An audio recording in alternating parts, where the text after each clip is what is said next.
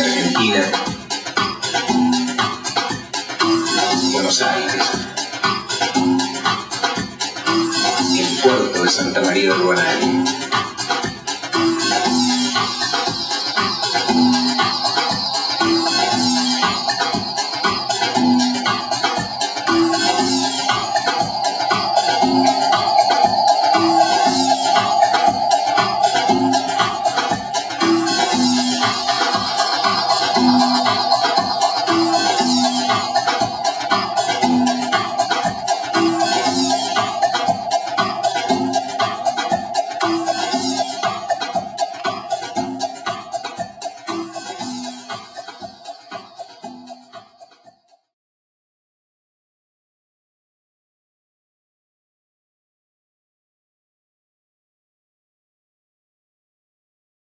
Ses joues tremblent, ses yeux sont injectés de sang.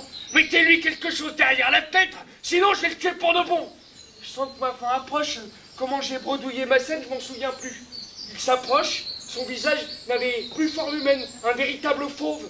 De la main droite, il me soulève par le col, et de la gauche, il prend son élan, il me flanque un coup de poing derrière la nuque.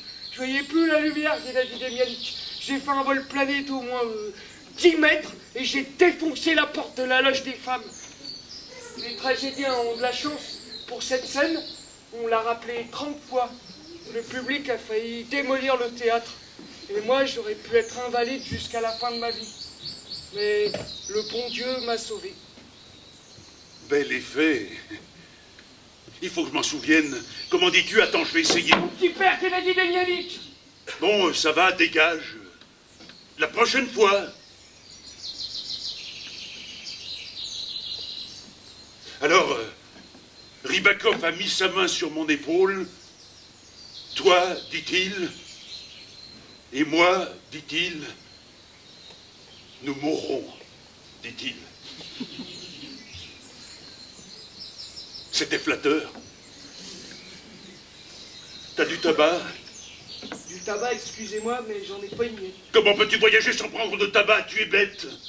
Vous non plus, vous n'en avez pas. Vous n'en avez pas. Comment est-ce que tu me tires ça à moi? J'en avais. Et du comme tu n'as jamais vu, de dessin du premier choix de chez Crayon. Mais il ne m'en reste plus. Moi non plus, il ne m'en reste plus.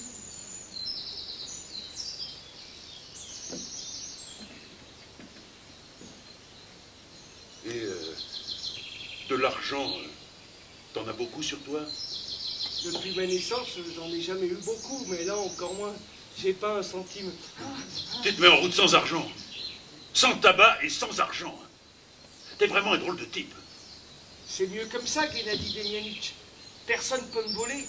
Et puis, quand on n'a pas d'argent, ça revient au même. Qu'on prenne la route ou qu'on reste sur place.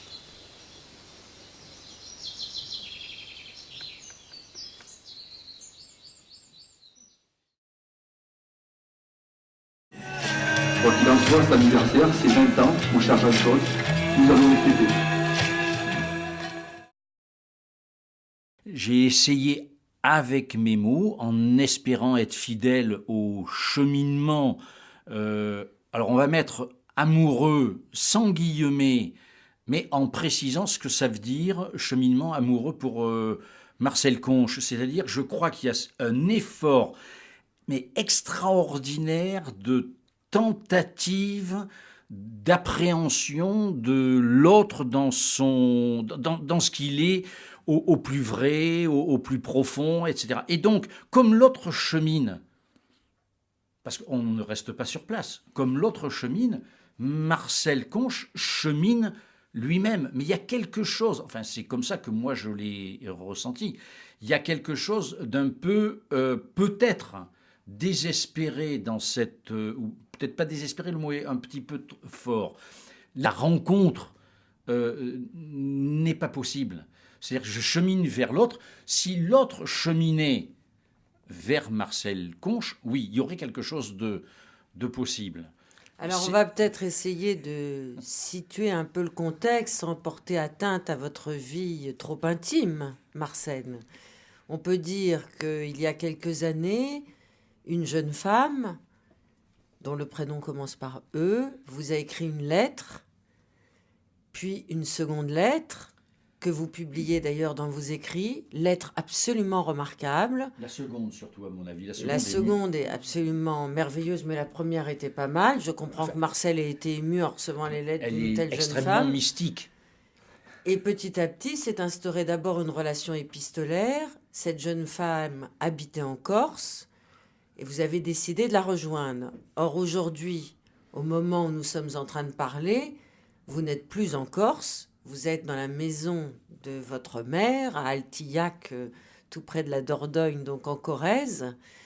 Et il s'est passé peut-être un moment de fusion, puis un moment de détachement. Mais cela participe aussi d'une quête philosophique, je crois. Tout à fait. Ce que vous dites est très juste. C'est-à-dire que voilà, je vis avec des personnes que je comprends. Par exemple, je comprends ma sœur, je comprends mon frère, je comprends mes amis. Tandis que cette personne reste une énigme.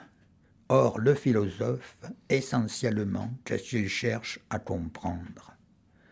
C'est pourquoi mon problème est de comprendre pourquoi elle a mis fin à notre relation d'amitié.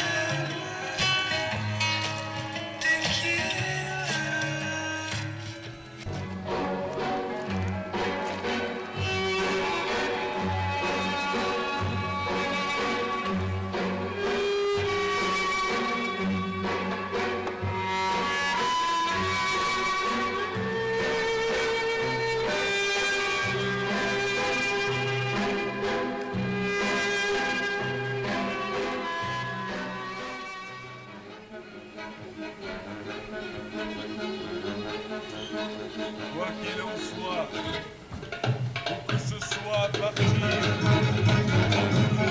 l'avenir ça va, vers les vagues, le péril et la mer, s'en aller vers le large, vers l'ailleurs, vers les cultures abstraites.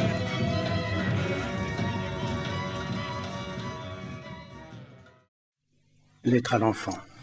Pour tout dire, cette lettre, voilà 10 ans que j'essaie de l'écrire. 10 ans que régulièrement, sans succès, j'y reviens. 10 ans au cours desquels, par à-coups, par bribes, par éclairs, j'ai tout formulé dans ma tête sans pourtant parvenir à organiser l'ensemble, de sorte qu'il me soit possible de le restituer sur le papier. Mais pourquoi cette aspiration et pourquoi en retour l'impuissance ? Concernant l'aspiration, c'est assez simple. Quel père n'a souhaité à un moment ou à un autre de sa vie se confier à son fils, sa fille, je veux dire en toute sincérité, en allant puiser à l'essentiel de soi. Quant à l'impuissance, c'est encore plus simple.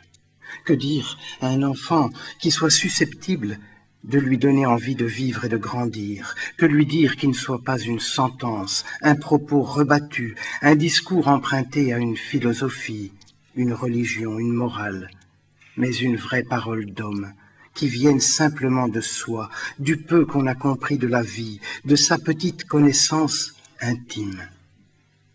Que lui dire qu'il soit assez sincère, assez humble, pour qu'il aspire à nous accorder sa confiance.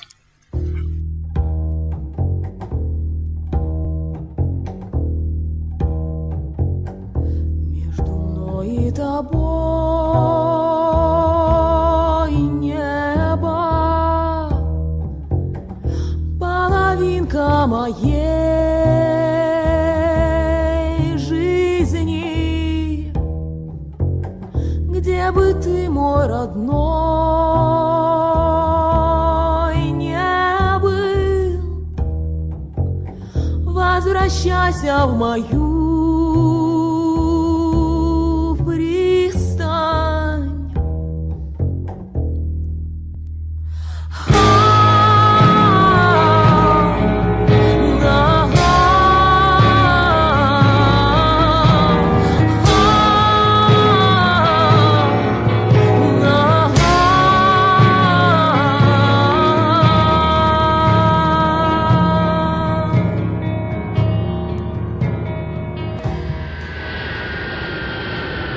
La vie continue, ici, à Baklani. Je vais te construire un mémorial avec mes mains que tu trouvais si fines et si fragiles.